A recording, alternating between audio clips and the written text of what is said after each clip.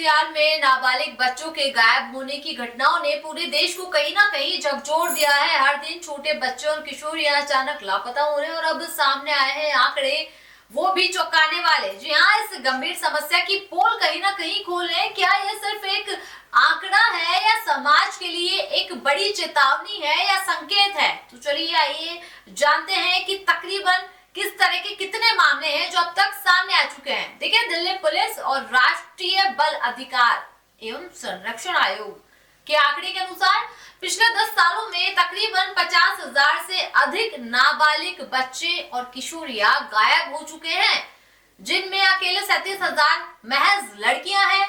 इन आंकड़ों के मुताबिक 6,000 से अधिक बच्चे और किशोरियां अब तक लापता हैं, जिनका कोई सुराग नहीं मिला है। वही विशेषज्ञों का कहना है कि इनमें से कई लड़कियां ऐसी हैं जिनकी हत्या हो चुकी है, जबरन मानव तस्करी हो चुकी है, या वो लड़कियां वेश्यावृत्ति के दलदल में धकेल दी गई है। हाल ही में जनवरी के पहले 15 दिनों के आंकड़े सामने आए हैं।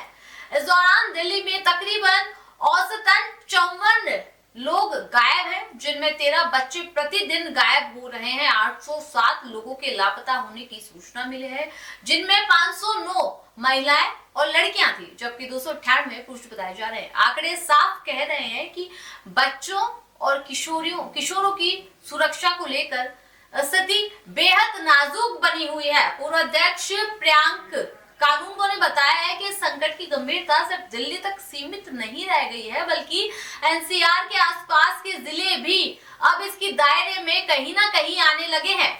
हर साल नाबालिगों के गायब होने की संख्या लगातार बढ़ रही है, लगातार संख्या में इजाफा हो रहा है। अब सवाल ये उठता है कि आखिर इतनी संख्या में बच्चे कहां जा रहे हैं और क्यों उनके लिए कोई ठोस बचाव व्यवस्था नहीं की जा रही है प्रशासन की ओर से। देखिए, सामाजिक विशेषज्ञों और बच्चों के अधिकार संगठनों का ये कहना है कि इस स्थिति में कानून और पुलिस के कड़े कदमों की बहुत आवश्यकता है, बेहद जरूरी है। देखिए, केवल आंकड़े साझा करने से समस्या का समाधान नहीं होगा, बल्कि समय रहते बच्चों की सुरक्षा और उनके अभिभावकों के लिए जागरूकता अभियान चलाना बहुत जरूरी है। यहाँ पे सतर्कता बहुत जरूरी है।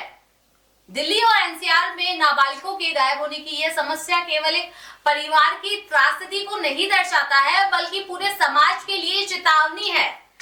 सवाल ये भी है कि क्या हमारी सुरक्षा व्यवस्था समय रहते इन बच्चों को बचा पाएगी और भविष्य में ऐसी घटनाओं को रोक पाएगी? फिलहाल पुलिस और बच्चों के अधिकार संगठनों की सतर्कता और त्वरित कार्रवाई ही इस संकट का समाधान शायद कहीं ना कहीं साबित हो सकती है।